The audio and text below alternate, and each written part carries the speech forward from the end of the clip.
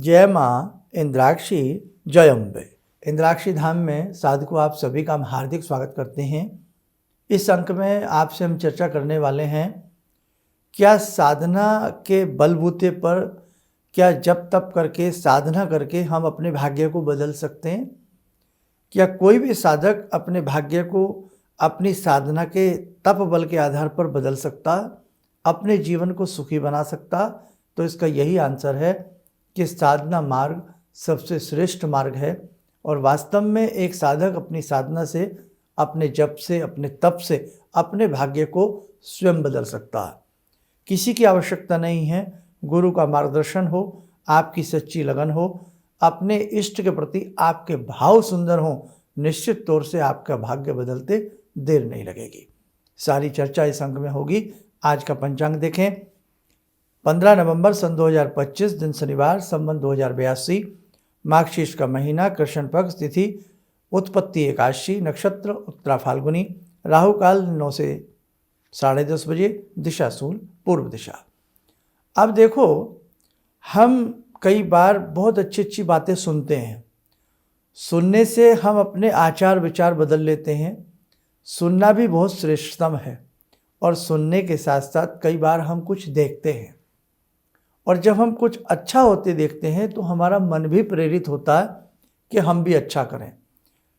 तो अच्छा देखने से मन में प्रेरणाएं आती हैं कि हम कुछ अच्छा करें। कहीं हम भजन सुन रहे हैं, कहीं हम कीर्तन सुन रहे हैं, तो मन में सुंदर भाव आते हैं कि हम भी ऐसे भजन कीर्तन करें और अपने भगवान को पावें और अपने जीवन को सफल बनावें। इसी के साथ साथ एक मार्ग होता है साधना मार्ग। अगर आप साधना मार्ग के छोटे से भी मुसाफिर बन जाओ, साधना की पगडंडी पर थोड़ा सा भी आप चलना सीख जाओ, तब आप देख लेना सबसे ज़्यादा असरदार जो स्थिति अपने भाग्य को बदलने के लिए होती है वो होता है साधना का मार्ग। आप जीवन में जब गुरु बनाते हैं, गुरु आपको कोई भी मंत्र प्रदान करते हैं और उस मंत्र को जब आप जीवन में लंबे समय तक करते रहते हैं और भाव से करते हैं, समर्पण भाव से करते हैं, जिस देवी देवता में आपकी लगन होती है, जो आपकी उपास्या होती हैं या होते हैं, उनकी जब आप साधना करते हैं, उनके किसी भी विशेष मंत्र को जब आप जपते हैं तो निश्चित जीवन का अंधकार मिटता है और सुबह की किरणें उदय होती हैं और जीवन उदयमान हो जाता है। तो ध्यान रखें, अगर आप चाहते हैं कि आपके जीवन में जो दुख हैं, जो तकलीफ़ें हैं, आपका भाग्य नहीं बदल पा रहा है, तो आप एक बार जीवन में अच्छे से साधना मार्ग को पकड़िए, अच्छे से आप साधना करना सीखिए। आप देख लेना, साधना मार्ग के अनेकों फ़ायदे होते हैं। और साधना का मतलब ये नहीं है कि गृहस्थ व्यक्ति साधना नहीं कर सकता। साधना का मतलब ये नहीं है कि आपको जॉब छोड़नी पड़ेगी, आपको दुकान जाना बंद करना पड़ेगा, आपको उद्योग जाना बंद करना पड़ेगा। नहीं साहब, आप अपनी दुकान पर भी जाइए, अपने उद्योग पर भी जाइए, अपनी जॉब भी करिए, अपना काम भी करिए, गृहस्थ जीवन में रहकर भी आप साधना करिएगा, निश्चित आपको लाभ मिलेगा। बस उसका एक समय बनाना होता। आप 9 बजे अपनी जॉब ऑफिस के लिए जाते हैं, आप 9 बजे जाने के लिए 6 बजे उठते हैं। जब भी उठते हैं उससे 1 घंटा पहले अपना रूटीन उठने का बना लीजिए। 1 घंटा आपकी साधना के लिए आपके जीवन को बदल करके रख देगा। आपकी रात की शिफ्ट है, आप सुबह देर हो जाती है, आप संध्या के समय साधना करिए और एक बार अपने जीवन में किसी न किसी मार्ग से जोड़ के आप साधना मार्ग के एक बार गामी बने। साधना मार्ग में आपको एक बार चलना आ जाए, फिर देखें आपके जीवन में कमाल हो जाएगा। बहुत लोगों का ये कहना है गृहस्थ जीवन में साधना नहीं होती। क्यों नहीं होती? गृहस्थ जीवन में हम क्या नहीं करते? गृहस्थ जीवन में हम जीवन भर मेहनत करते हैं, जीवन भर हम अनेकों कार्य करते हैं। गृहस्थ जीवन में हम बच्चों के लिए जीवन भर मेहनत करते हैं, बच्चों के विवाह करते हैं, बच्चों की शादी करते हैं, स्वयं पढ़ते हैं, लिखते हैं, विवाह मंडप में बैठते हैं, सारे काम हम गृहस्थ जीवन में करते हैं। तो हम साधना क्या गृहस्थ जीवन में नहीं कर सकते? बड़े बड़े गृहस्थ ऐसे हुए हैं जिन्होंने साधना के मार्ग में परचम लहराया है। इसलिए आप ये दिमाग से निकाल दें कि गृहस्थ जीवन में साधना ही नहीं होती, बल्कि गृहस्थ जीवन में ही साधनाएं बहुत अच्छे से होती हैं। अपने परिवार में रहते हुए, सभी का प्यार पाते हुए आप भगवान की तरफ चलें, फिर देखें बस एक रूटीन बनाने की आवश्यकता होती है। आप सुबह के समय थोड़ा सा जल्दी उठने का प्रयास करें या संध्या के समय अपनी साधना करने का प्रयास करें, आपके जीवन में अलौकिक चमत्कार आएगा। देव हो, दानव हो या मानव हो, ऋषि हो, मुनि हो, सबने साधना के मार्ग पर चल करके, सबने तप को तप करके, सबने जीवन के अंदर विशेष प्रकार की साधना करके ही भगवान से वरदान प्राप्त किए। केवल सुन करके नहीं, केवल देख करके नहीं, केवल यही नहीं कि हम चलते फिरते किसी भी चीज़ को पढ़ते रहें और भगवान हमसे प्रसन्न हो जाएं। चलते फिरते चीज़ को पढ़ना, चलते फिरते मंत्र को पढ़ना, चलते फिरते उपास्य को ध्यान करना बहुत सुंदर बात है, लेकिन भगवान से वरदान प्राप्त करने के लिए, अपने जीवन में एक बड़ी क्रांति लाने के लिए, अपने जीवन में एक बड़ा परिवर्तन लाने के लिए बेटा पसीना बहाना पड़ता है। वहाँ हल्के में बात नहीं बनेगी। एक छात्र अपनी पुस्तक को चलते फिरते नहीं पढ़ सकता, वो बात अलग है, चलते फिरते पढ़ सकता है, लेकिन उस स्टूडेंट को, उस छात्र को बहुत सुंदर तरीके से, बहुत व्यवस्थित तरीके से सुबह शाम अपने हिसाब से अपनी पुस्तक को पढ़ना पड़ता है, टाइम देना पड़ता है, तब जाकर के सफलता का मार्ग उसको नज़र आता है। एक किसान को व्यवस्थित तरीके से इंतज़ार करना पड़ता है कि अब गेहूं की फसल बोई जाएगी, अब खरीफ की फसल बोएगी, अब रबी की फसल बोएगी, अब गन्ने की फसल बोएगी। ये सारी चीज़ें एक समय के हिसाब से की जाती हैं और किसान उसी हिसाब से खेत की गुड़ाई, निराई, सिंचाई, फिर कीटनाशक चीज़ों का इंतजाम, बहुत सारी बातें करने के बाद फसल ज़रूर आती है। वो बात अलग हो जाए कि ओलावृष्टि हो, कुछ और हो जाए, ऐसे ही हमारे जीवन में, इसमें ध्यान रखना। आज साधना के नाम पर व्यक्तियों के मन में भटकाव है। आज साधना के नाम पर बहुत सारे व्यक्तियों को मालूम नहीं है कि हमें अपनी साधना करके ही अपने जीवन को श्रेष्ठतम बना लेना है। भगवान कहाँ नहीं है? भगवान सर्वत्र हैं, हर जगह प्रभु व्याप्त है, कण कण में भगवान समाया हुआ है। जब हर जगह भगवान है, कण कण में भगवान है, पेड़ के पत्ते भगवान की मर्जी से हिलते हैं, आपके घर में बैठी जो भगवान देव मूर्तियां हैं, आपके घर में विराजमान जो छोटी छोटी, किसी ने गत्ता पर चिपका रखी हैं, किसी ने फ़ोटो फ्रेम करा रखी हैं, किसी ने मेटल की मूर्तियां रखी हैं, ये केवल मेटल नहीं है, ये केवल गत्ते, कैलेंडर, तस्वीरें नहीं हैं बेटा, इनके अंदर छिपी हुई शक्तियां हैं। उनको देखने की आवश्यकता है, उनको अनुभव करने की आवश्यकता है, उनको भाव से पूजने की आवश्यकता है। आप माने ना माने, मन में मंदिर है। इसीलिए आप अपने घर में बैठें, अपने गुरु से उपयुक्त मंत्र प्राप्त करें, या जिस देवी देवता के प्रति आपका आस्था है, क्योंकि कहीं किसी की शिव के प्रति है, किसी की राम जी के प्रति है, किसी की हनुमान जी के प्रति है, किसी की भगवती के प्रति है, तो जिनके प्रति भी आपकी साधना है, महाव हैं, आप उनके किसी भी एक मंत्र को मत डालिए।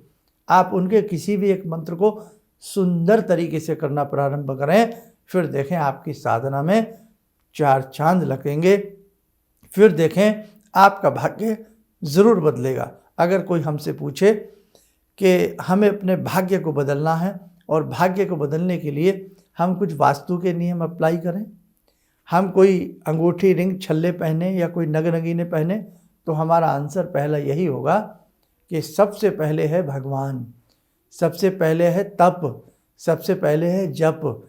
जब हम जप करते हैं, तप करते हैं, उसके सामने संसार का समस्त वैभव फीका पड़ जाता है। भगवान की मूर्ति के सामने, भगवान की प्रार्थना के सामने समस्त प्रकार के रत्न फीके पड़ जाते हैं, क्योंकि रत्नों को जन्म देने वाले महारत्न भगवान स्वयं हैं। रत्न, हीरा, पन्ना तो उनके कदमों में पड़े रहते हैं।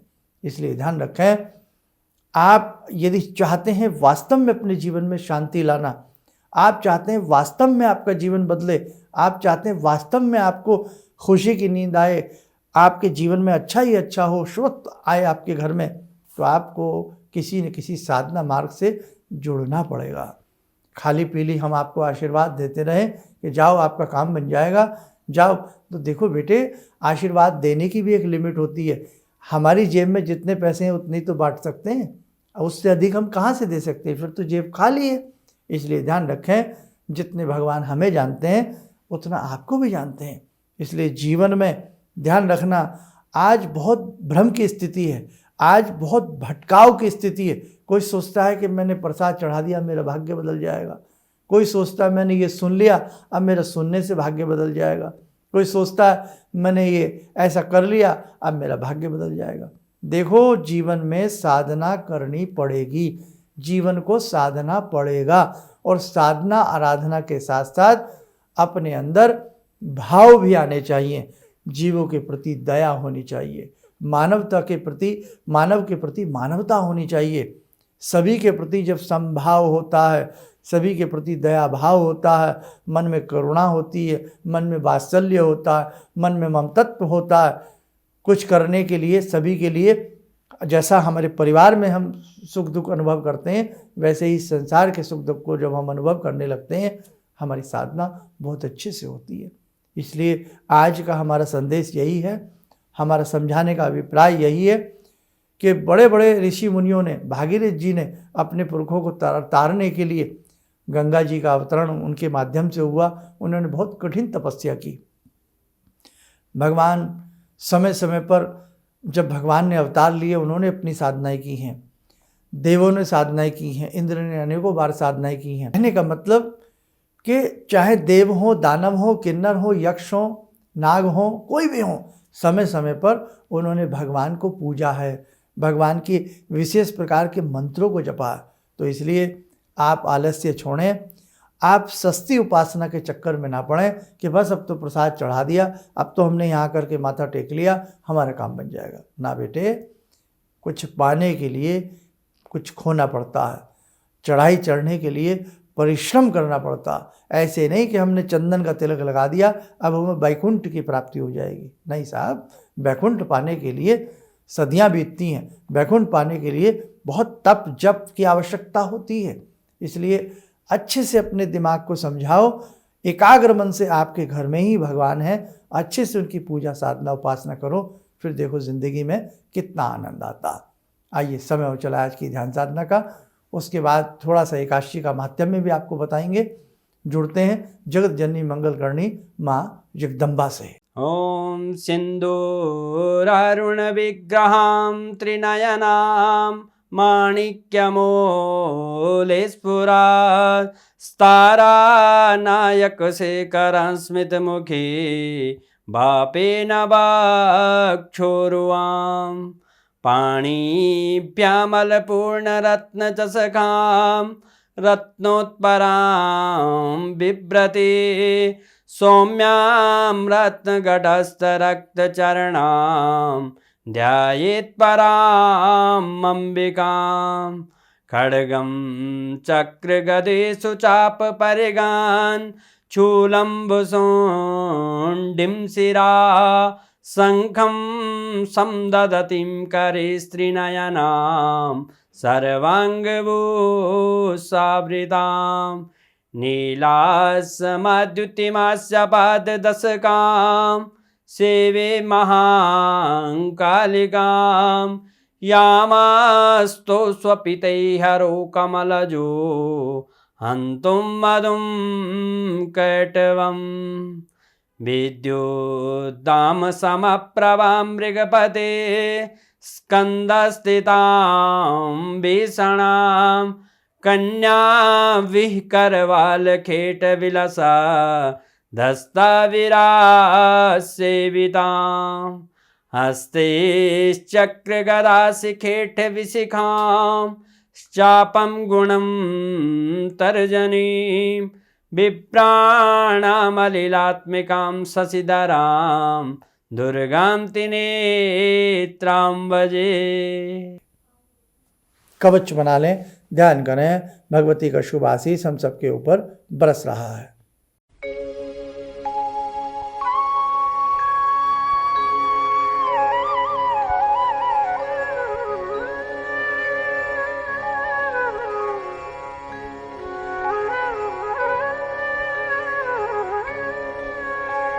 ओम बोलते हुए नेत्र खोलें, सामान्य हो जाए। देखो साधकों, उसी साधना की एक श्रृंखला में, उस कड़ी में 14 दिसंबर को एक विशेष प्रकार की भगवान श्री गणपति की साधना आराधना आपके हाथों से कराई जाएगी।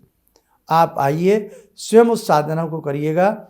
उसके लिए आपको अपना नाम, कितने साधक आ रहे हैं, नाम रजिस्टर्ड हमारे यहाँ करा दें। सुबह 11 से 5:30 बजे के बीच में नाम लिखवा दें। 14 दिसंबर को दिल्ली NCR में ये पूजन है। ये पूजन समस्त साधकों के लिए है।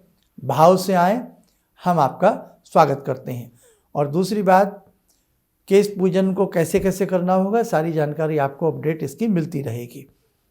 और आज उत्पत्ति एकादशी है, बहुत अपने आप में बहुत अच्छी एकादशी होती है। और इस एकादशी में चलते फिरते उठते बैठते श्रीमन नारायण का ध्यान करना और साथ ही भगवान विष्णु के 108 नाम, विष्णु सहस्त्रनाम आदि पढ़ना अपने आप में श्रेष्ठतम माना जाता है। प्रयास किया करें एकादशी के दिन शुद्ध, अगर आप व्रत नहीं रख सकते तो कम से कम शुद्ध आहार लें, शुद्ध विहार करें, पशु पक्षियों की सेवा करें। जितना इस प्रकार के अच्छे से अच्छे कार्य होते हैं, इस प्रकार की श्रेष्ठ तिथियों में करना बहुत ही श्रेष्ठतम लाभ की प्राप्ति कराता है। बस चलते चलते यही कहेंगे, 14 दिसंबर को एक अलौकिक, अनुपम, चमत्कारिक ये गणपति का पूजन है। इस पूजन में आप भाग ले सकते हैं। ये कष्टों के निवारण के लिए है, संकटों के विनाश के लिए है, आपकी कामनाओं की पूर्ण हो, आपकी कामनाएं पूर्ण हो, इस हेतु ये पूजन हो रहा है। इसलिए आप सबका इस पूजन में पुनः स्वागत है। चलिए, आप सब लोग स्वस्थ रहें, सुखी रहें। इन्हीं शुभकामनाओं के साथ हम अपनी वाणी को विराम देते हैं। जय जय अम्बे। हम लोग आपका प्रोग्राम शुरू ही किया था अभी देखना, क्योंकि हम लोग बाहर से अभी साहिबाबाद ट्रांसफ़र हुए हैं। तो उसके बाद ऐसे ही एक दिन बैठी हुई थी, मेरी बेटी भी बैठी हुई थी।